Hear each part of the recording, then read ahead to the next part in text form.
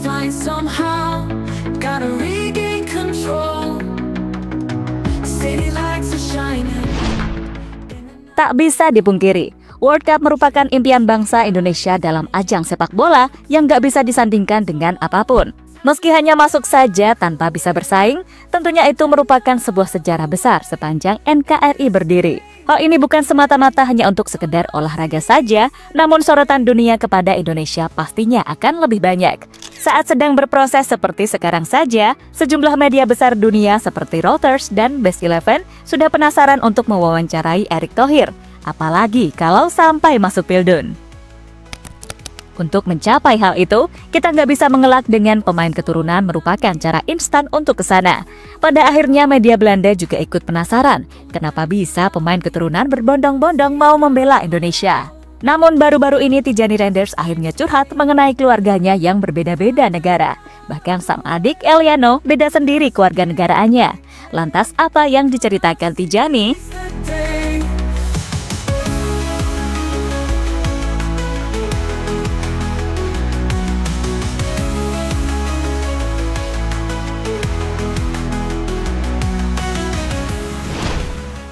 Pemain diaspora yang pada akhirnya pulang ke pangkuan Ibu Pertiwi memang awalnya tak terlalu disorot di Belanda. Lama-lama makin banyak dan kalau datang selalu rombongan, tentunya membuat sejumlah media Belanda kepo.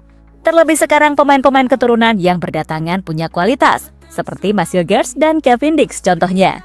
Sesuatu yang bikin mereka jadi bertanya-tanya, ada apa sih sebenarnya? Menariknya baru-baru ini bintang AC Milan Tijani Renders juga bercerita kepada media Belanda Calcio Mercato. Di sana pemain berdarah Maluku menceritakan perbedaan antar keluarganya. Bahkan sang adik yang akhirnya membela beda negara juga tetap ia support bahkan merasa bangga. Dia adalah teman baik saya, kami berbagi segalanya dan kami mengobrol setiap hari. Sekarang dia bermain untuk timnas Indonesia dan saya sangat bangga. Ibu saya orang Indonesia dan ayah saya orang Belanda. Saya dan saudara saya adalah campuran. Putra saya, Safian, adalah perpaduan yang luar biasa karena istri saya berasal dari Irak. Sebagai seorang anak, saya punya pengaruh Indonesia dan Belanda yang membentuk saya menjadi seperti sekarang ini. Dari budaya Belanda, saya belajar untuk tetap membumi. Dan dari sisi Indonesia, saya belajar untuk sangat bangga dengan apa yang Anda lakukan dan capai, ungkap Tijani dilansir dari Calcio Mercato. Ya, fenomena ini terbukti mampu mengembangkan timnas Indonesia coy, karena banyak pemain keturunan yang bergabung dalam rentan waktu yang dekat. Media-media juga jadi kepo dengan ambisi timnas Indonesia ke depannya.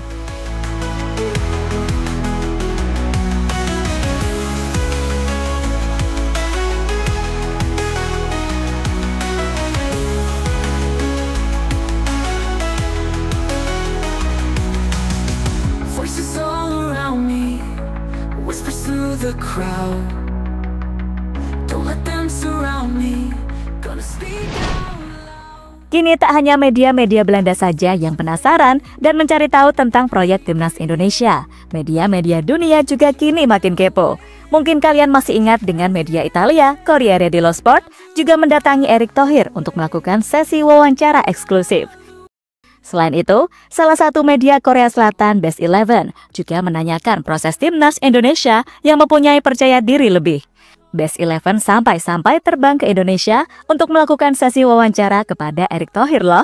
So to build a team that want to work hard for the projects and working together is the management. Sometimes the management not too open-minded, corruption, not too transparent, not professionals. So this is something that we want to change. In the management, you need two things. One, leadership. As a leader, I love what I'm doing. That's very important. You cannot be successful if you don't work with your heart. Myself also, I'm very ambitious on target. Two of these will not be exist if you don't have a team to support you. So to build a team that want to work hard for the projects and working together is very important. We only miss one game to qualify for Olympics, but it's past. In the next 2 years, 2027, we have U23 AFC Cup that also.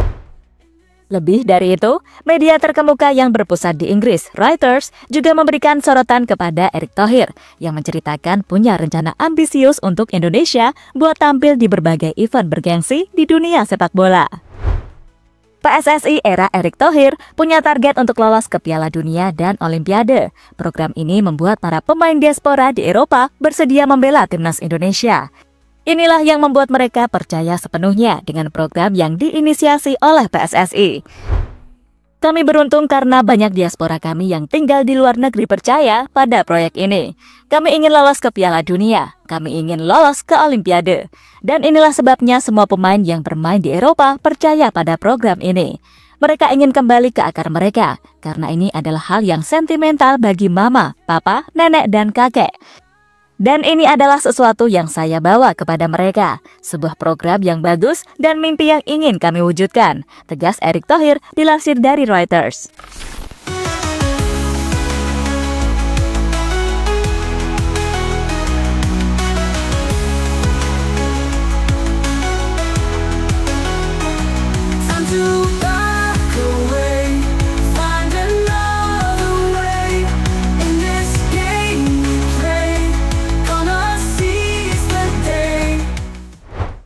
Ya, proyek yang terus disebarluaskan oleh Erick Thohir kepada dunia ini tentu saja bisa membuat para pemain keturunan yang mungkin gak sengaja baca jadi ingin membela Garuda. Siapa tahu kan ada pemain hebat berdarah Indonesia tapi kita nggak tahu. Dan setelah Pak Erick terus-menerus menyuarakan mega proyeknya untuk menuju event-event besar membuat mereka jadi tertarik.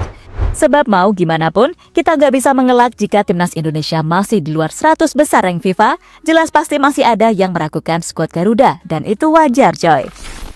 Untuk mewujudkan mimpi mencapai Piala Dunia, ataupun untuk membangunkan raksasa yang tidur, bukanlah tugas yang mudah.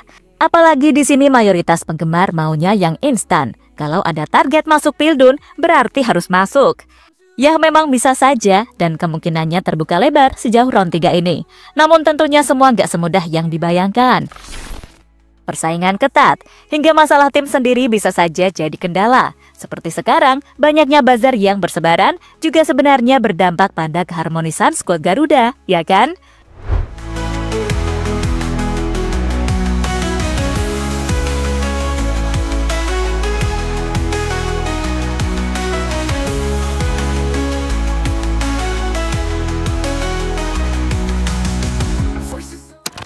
Di sini semua pasti menginginkan skuad Garuda untuk terbang ke Piala Dunia. Gak ada yang gak kepengen lah, di mana akan menjadi pertama dan satu-satunya negara ASEAN yang berkancah di turnamen terakbar dalam dunia sepak bola.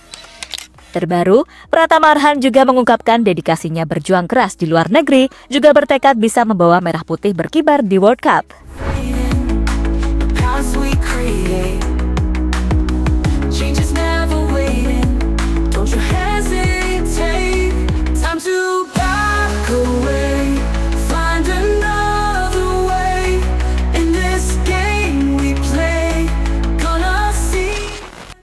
Ya, terlepas dari apapun, kedatangan pemain keturunan juga bisa menyeleksi para pemain lokal agar bisa bekerja keras atau justru nggak kuat bersaing dan akhirnya tersingkir. Hal-hal semacam itu tentunya meningkatkan level persaingan yang ketat. Kedatangan pemain keturunan selanjutnya mungkin akan terus lebih berkualitas. Ole Romeni salah satunya yang sudah diproses terbukti lebih berkualitas dari striker diaspora sebelum-sebelumnya coy. Di sini bukan mau membandingkan, tapi cuma ingin terus meningkatkan kualitas pemain yang datang. Sebab kalau nggak berkurang dan datang di tengah perjuangan, juga akan sulit bersaing, ya kan?